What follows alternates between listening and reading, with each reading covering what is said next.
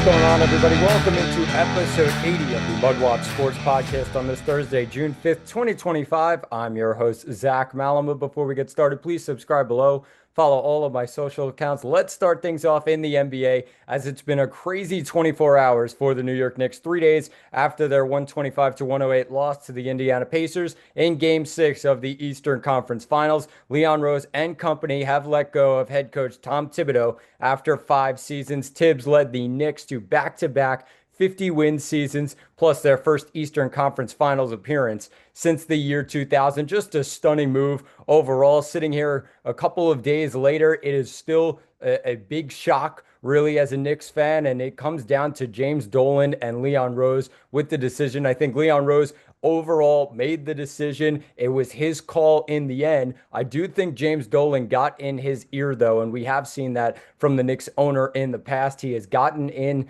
the general manager's ear and even made a decision or two on his own. You go back to Isaiah Thomas all those years ago at MSG. I think when it comes down to it, Leon Rose probably saw something, or James Dolan probably heard something, especially considering he was in those exit meetings with the players in the last couple of days. There have been some problems with players throughout the season. Not really a big problem with Karl Anthony Towns, but the defense of Karl Anthony Towns really stands out. Maybe not buying into what Tibbs was asking for. Mikal Bridges has had a problem with Tibbs earlier in the season and played too many minutes in his mind and felt like he deserved a bit more rest. And really, yes, that's maybe one of Tibbs's flaws. When you look at it in the end, the Knicks in the playoffs for the Knicks, their starters played really more than any other team in all of basketball, and most players in basketball. They ended up playing the most minutes of all, and maybe that's something that Tibbs needed to work on. But I don't think that's a fireable offense in the end for this Knicks team. I mean, you're talking about a guy who made it to the playoffs and made it to the postseason for this Knicks team for the first time in a decade, and then goes and has 50-win seasons in back-to-back years,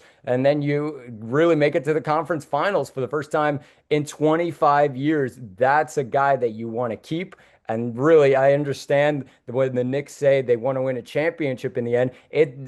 Championship coaches do not grow on trees. The Knicks need to figure out a way to get Tom Thibodeau in the right area, and that starts with depth. I think that's on Leon Rose. The depth was very weak on this Knicks team throughout the postseason and throughout the regular season. They just were not good enough off the bench. It forced Tibbs to really play his starters more than his bench, and in the end, that really hurt the Knicks. And obviously, the big things for this Knicks team were the turnovers plus the defense. And that really was front and center in Game 6 of the Eastern Conference Finals. When you look at the defense and pick and roll action of Karl Anthony Towns and Jalen Brunson, it just was not good enough, and the Knicks needed to work on that throughout the series. Indiana took advantage of it. They were liabilities on the defensive end, were the star players of the Knicks, Towns and Brunson.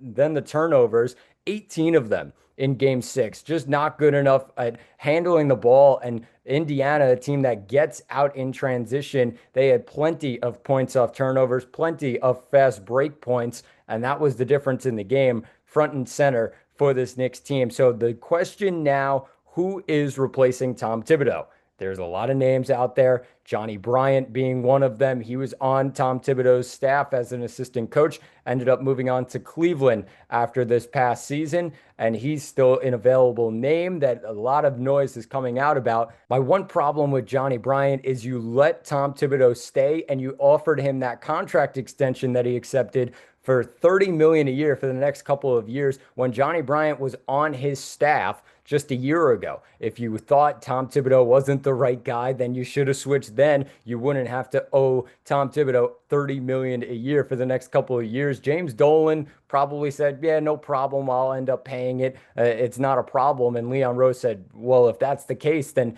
let's go through with the move. But James Dolan, it just makes no sense from a business standpoint. Why would you have a head coach that you're paying $30 million a year and he's not even coaching your team anymore? Just does not make sense. And I think the owner got involved a little bit too much in Leon Rose's ear, and that really ultimately made the decision. There are a couple more names, Jay Wright, Danny Hurley are a couple in the college game, and that's really not going to make sense, I would feel, for Jay Wright. He's doing well, really, as an analyst for CBS and living the good life, making a ton of money there. Dan Hurley just doesn't make too much sense to go to Madison Square Garden and coach the Knicks. He's doing well at UConn. Maybe in a couple years when he's figuring things out, he could advance to the NBA. But I don't think right now it makes sense to go out and get Dan Hurley. Michael Malone is already a name that has been shut down, according to Stefan Bondi. And obviously, that's a guy that a lot of Knicks fans were looking at right when they heard the news that Tom Thibodeau was relieved of his duty. So we'll see what happens, but a long couple of weeks to come.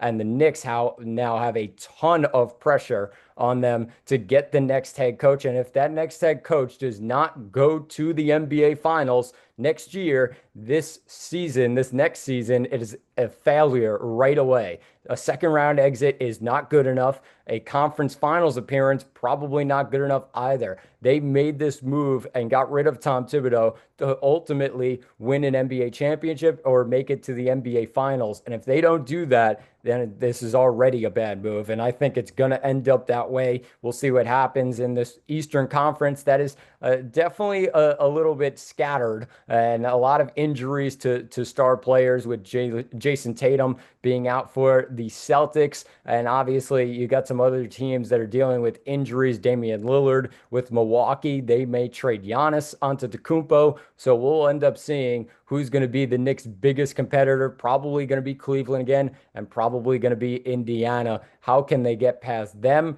I don't think that's on Tibbs, though. I just don't think it's fair right now for the New York Knicks to relieve Tom Thibodeau, and that's what they did. But it's life goes on, and the Knicks end up getting knocked out in Game 6 of the Eastern Conference Finals, 125-108.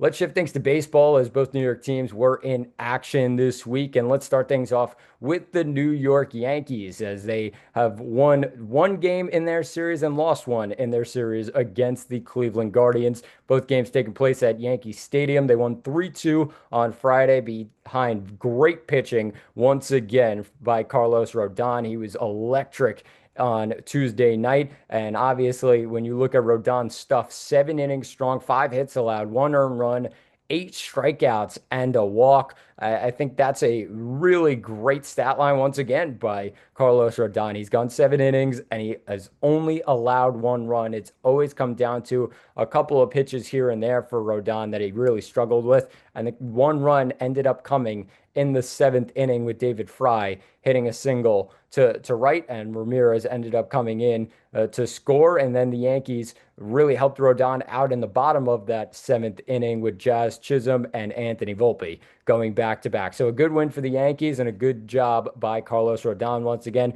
Devin Williams made things a little bit scary in the 9th inning, and obviously with Luke Weaver now out and going to the injured list and could be out for 3 to 4 weeks, it seems, according to ESPN's Jeff Passan.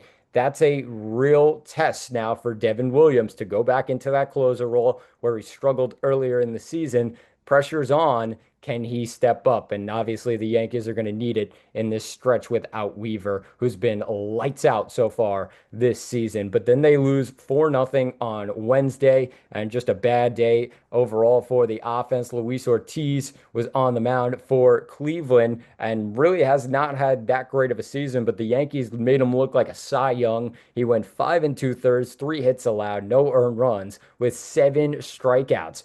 4-0. The Guardians end up winning it, and the Yankees are held to just 5 hits on the day. Clark Schmidt did not have his best stuff, and it all started in the first inning with Martinez hitting a 2-run bomb and then Schneemann getting an RBI double. And in the blink of an eye in the top of the first, it was already 3-0 Cleveland. But they head into tonight's game, a 7:05 start, and the Yankees got Max Fried on the mound. He's gonna go up against Slade Cecconi, and the Yankees are heavy favorites in this one, -275 on the money line, and the total sitting at 8.5. I think when you look at Max Fried, just trying to bounce back after that rough outing against the Los Angeles Dodgers just 5 days ago, so he needs to bounce back. In his first blip, you would say, of the season that took place last week, and obviously he needs to step up in this one. The Yankees need a win, and it's going to be a huge confidence booster if they can win against a American League opponent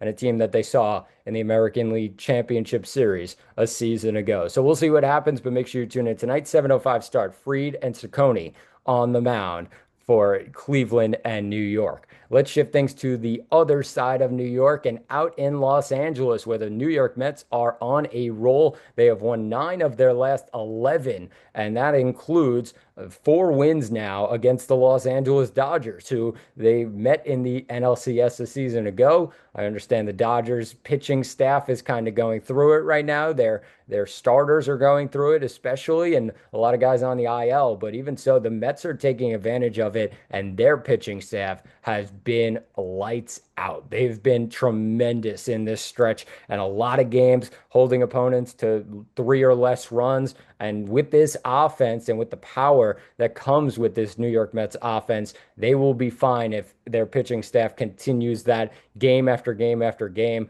They only lost on Tuesday to the Dodgers 6-5, and that one came in extra innings where the Mets ended up blowing the lead in the ninth inning. Edwin Diaz's first blown save of the year, and they end up getting the win. The Dodgers do in extras off Jose Butto in the 10th inning. But the night before that, the Mets ended up winning. They held on a 4-3 win in extras, and they end up getting to Tanner Scott in that game. And give credit to this Mets lineup, who they gave up the lead once again in the ninth. Shohei Ohtani with a sac fly. It was 2-2 heading into the ninth inning. And of course, when you look at this Mets team, they have guys all throughout the lineup who can contribute. And Francisco Alvarez, excuse me, made it 3-2 with an RBI double. Then Lindor added an RBI single. And Edwin Diaz, who blew it with the blown save. It was actually Brazaban on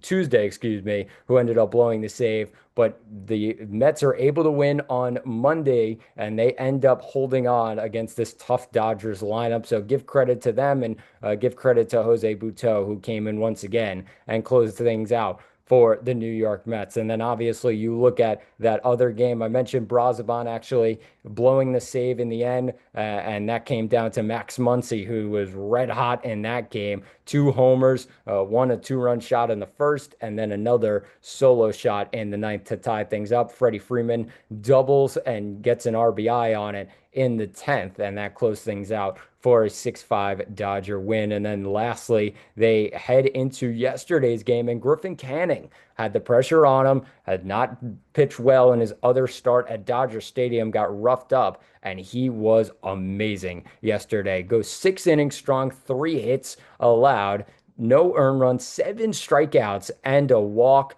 I mean, just electric stuff from Griffin Canning, and he goes up against a Dodger lineup that was really tough, and he made him look silly all throughout this game. The Mets ended up getting a lot of power out of Pete Alonso yesterday, and now he moves 2 home runs away from David Wright for second all-time on the Mets home run list with 240 home runs, and he had a couple that were just out of here in the blink of an eye. The first one into right center, 392. The second one was an absolute bomb as he had a 3-run homer, and at 447 it went into left center, into the pavilion at Dodger Stadium. Just an electric home run by Pete Alonso, and he was really, really strong throughout this series and really strong in this game. And it looks like he's coming around once again back to that April form that we saw earlier this season. So the Mets now win the season series against the Dodgers, but they want to win this series. They don't want to go back to New York 2-2 or go back now to Colorado for their next series. The Mets now face off against the Dodgers at 4:10 today. It's an early start for the Mets and Dodgers. David Peterson on the mound comes into this game with a 4-2 record with a 2.69 ERA. He goes up against Landon Knack, who's 3-2 on the year, a 4.58 ERA for LA, and the Mets need to close things out and just business as usual. 9 of the last 11, they are on a roll right now, and if they could beat the Dodgers again and win the series 3 out of 4, You got a lot of confidence in this Mets team. They are looking dangerous in the National League. So we'll see what happens. Make sure you tune in. 4:10 start. It's the Mets and the Dodgers at Dodger Stadium. But that will do it for episode 81 of the MudWatch Sports Podcast. Please subscribe below. I've been Zach Malamud. Thanks for watching, and talk to you all on Monday.